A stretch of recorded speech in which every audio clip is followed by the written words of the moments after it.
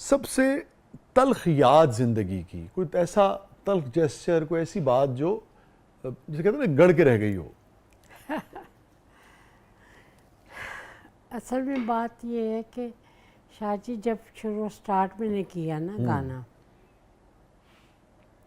मेरे अपने ही लोग मुझे कहते थे कि अच्छा अब तुम रेडियो पे गा रहे हो, क्या कर लोगी गा के, क्या मिल जाएगा तुम्हें।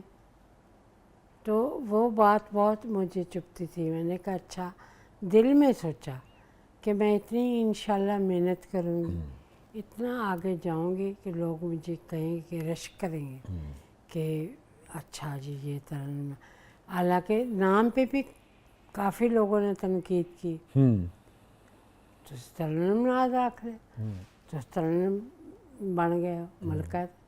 मैंने कहा ऐसा कोई बात नहीं, ऐसी कोई बात नहीं, मुझे तो एक उनकी तरफ से ये तोहफा है तरन्नुम का।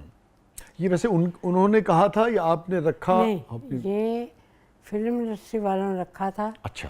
कि जब मैंने गाने आपको शुरू में बताया ना कि कई गानों पे तरन्नुम नाज लैला अनाउंस होता रहा, ठीक है। कई गानों पे नाज लैला अनाउंस होता रहा, कई पे तरन्नुम। ये फिल्म इंडस्ट्री वालों ने कहा था कि आपके, मैं तो खैर नहीं कहती, अभी तक भी लोग कहते हैं कि आपकी आवाज़ मिलती थोड़ी सी आवाज़ मिलती है कोई इसमें? हाँ, तो सभी आप कोई गाना गा रही हो तो लगता है ऐसे कि जैसे नूरजहां गा रही, अगर फेस ना देखा जाए तो फिर उन्होंने तरन्नुम नाज रखा सब। और वैसे आपका नाम क्या है? खाली नाज था घर वालों का। अच्छा, आपका नाम नाज था। नाज खाली था। मैडम का वैसे इस पे क्या तासुर था? कभी कभी बात हुई नाम हाँ, हाँ, वो कहती थी कि मैं आपको तरन्नुम नाज कह लिया करूँ। मैंने कहा ये आपका दिया हुआ नाम है। तो उनको खुशी थी, कोई उनको इस पे खुशी नहीं। एतराज नहीं था? अच्छा। वो ये नहीं मुझे उन्होंने कहा सारी ज़िंदगी में कि आप तरन्नुम की बजाय कुछ और रख अच्छा, ये लें, कभी नहीं कहा उन्होंने? तरन्नुम ये नाज अच्छी ना बात है रखें, उनका। ये उन्होंने कभी भी नहीं कहा। बल्कि वो खुश होती थी कि तरन्नुम नाज मेरी शागिर्द है। ठीक है। तो बात हो रही थी तल्ख तरीन बात की, याद की, वो आप जिक्र कर रही थी। हाँ, वो ये कह रहे कि लोग मुझे यही कहते थे, बाज कहते थे अच्छा तरन्नुम नाज, ये इससे क्या हो जाएगा जी, तरन्नुम के कहने से तंज करते थे। आप नूरजहां बन जाएंगी। तो मेरे दिल को बहुत दुख होता था कि मैंने भी नहीं, फिल्म इंडस्ट्री वालों ने नाम रखा है, मैंने तो खुद रखा ही नहीं कि तरन्नुम आप मुझे कहें। बाज म्यूजिक डायरेक्टर थे, अच्छा ये मैं आपको ट्यून बना के देता हूँ तो ये आपने गानी है ज़रूर, इसमें फिर आपको मानूंगा कि आप सिंगर हैं। यानी ये भी दिल दुखाने वाली बात है ना कि ये मैं ट्यून बनाता हूँ, आप गा सकती हैं या नहीं गा सकती। हालांकि जो म्यूजिक डायरेक्टर समझदार है ना, जो समझते हैं आवाज़ को, किसी की भी हो, हाँ, उसकी चाहे रेंज और मैडम उसके की स्टाइल हो के मुताबिक, या मेहदी हसन की हो, फरीदा जी, उसकी रेंज के मुताबिक या उसकी आवाज़ की कैपेसिटी जो ऐसे ही है उसके मुताबिक वो ट्यून बनाते थे वो कि आपने आया वो इतना वजन जी जी जी डाले कहाँ तो तक वो जाएगी आवाज़ कहाँ कितनी? तक हाँ। जाएगी। और रेंज पे तो बड़ा मसला हो गया था, रेंज पे ना ही करें बात।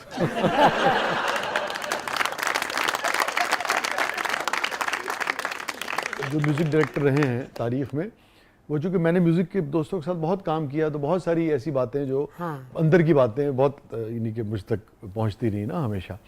तो ये कभी रहा है म्यूज़िक डायरेक्टर्स को कि कभी कभी वो सिंगर्स को, मैं ये तो नहीं कहूँगा कि लेट डाउन करने के लिए, मगर के होता ना कि अच्छा भी है गा के बहाना ज़रा, ये रहा है इसमें। तो किसी ने बहुत ज़्यादा आपको जिज कर दिया हो, जिसे कहते हैं ना, आपको अफसोस हुआ हो या बहुत ज़्यादा गुस्सा आया हो कि भाई ये तो हद ही हो गई है? नहीं, ऐसा कभी नहीं हुआ।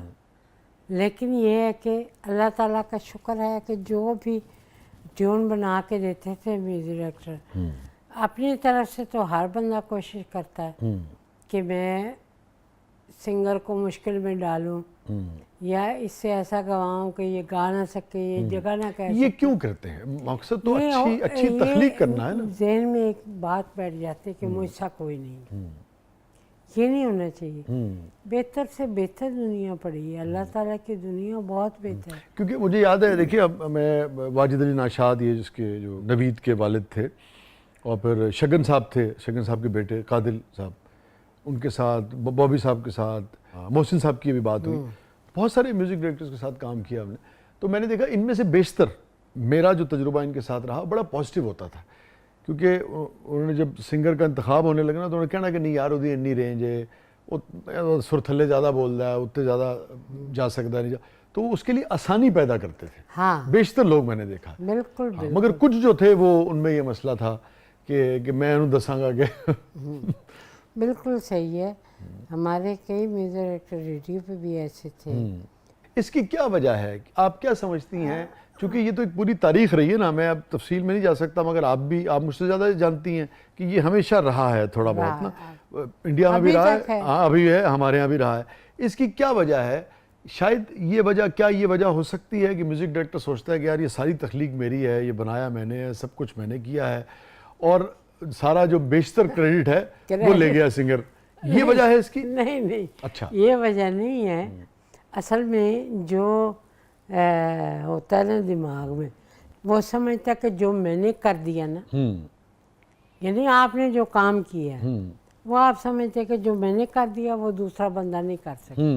हालांकि ये गलत सोच है, क्योंकि आला से आला दुनिया पड़ी है, लायक से लायक दुनिया जो कर सकते हैं। ये वो लोग करते हैं जिनके दिल में होता है कि मैंने अब ये बना दिया, या मैं जो जगह कह रहा हूँ ये कोई नहीं कह सकता।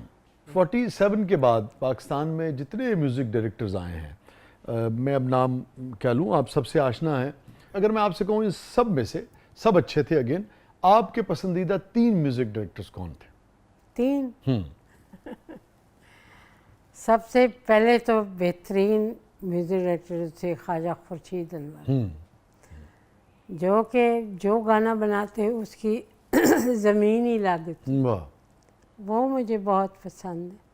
फिर उसके बाद रशीद अत्तर साहब, वो भी अपने एक अलग म्यूज़िक डायरेक्टर थे, वो भी बहुत खूबसूरत धुनें बनाते थे और एक अलग पहचान थी उनकी। फिर मास्टर गुलाम अजहर हैं, वैसे तो वो लता जी भी उनको उस्ताद मानती थी, मैडम भी उस्ताद मानती। बेसिकली लता ही जी के। हाँ, ठीक है। मास्टर गुलाम अजहर की जो खसूसियत है वो ये है कि पहले फिल्मों में गाने चलते थे कि जो सिंगर स्थाई कह रहा है वही सारा ऑर्केस्ट्रा वो कह रहा जी है। ठीक है। अच्छा, मास्टर गुलाम अजहर ने इसको चेंज करके थोड़ा सा म्यूज़िक डाला। ये रवायत म्यूज़िक की उनकी है, ये जो इंटरलूड और कहलाता है। हाँ, जिसको इंट्रोडक्शन और वो क्या कहते हैं उसको, वो इन्होंने शामिल किया। लेकिन म्यूज़िक डायरेक्टर जो थे वो सबसे अच्छे तो आला थे ना, जो म्यूज़िक को बनाना जानते थे, वो ख्वाजा खुर्शीद साहब थे। मैं आपकी बात जिसे कहते हैं ना बड़ी होती है, मैं एक इंटरव्यू देख रहा था, अगर मेरा हाफजा ठीक काम कर रहा है, उनका नौशाद साहब का, तो मौसीकार आज़म, एक इंटरव्यू में मैंने देखा कि नौशाद साहब ने बहुत जिक्र किया ख्वाजा साहब का और तारीफ। हाँ,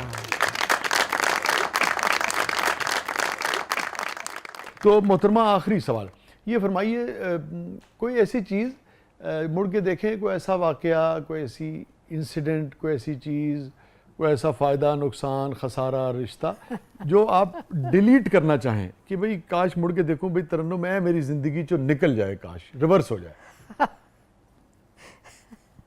ये असल में बहुत से वाक़यात ऐसे हैं शाह जी, ਤੁਸੀਂ ਅੱਜ सवाल बहुत मुश्किल कर रहे हो।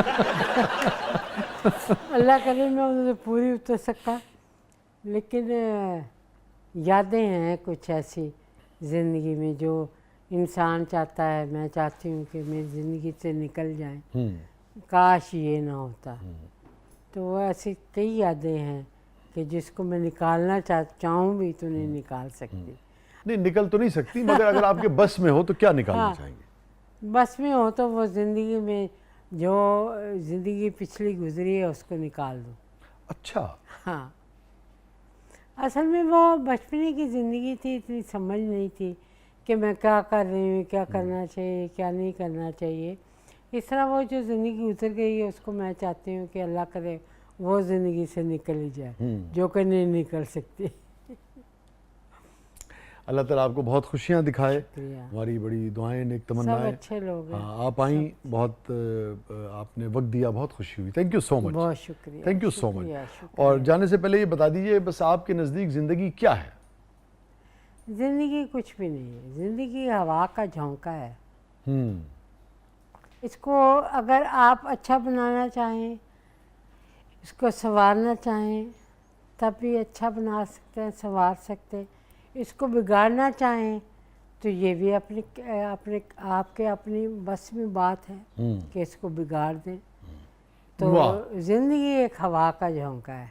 वाह। और उस हवा के झोंके में आपका फ़न ये है कि आप गिरा लगाती हैं, हाँ जिसको मौसीकी कहते हैं।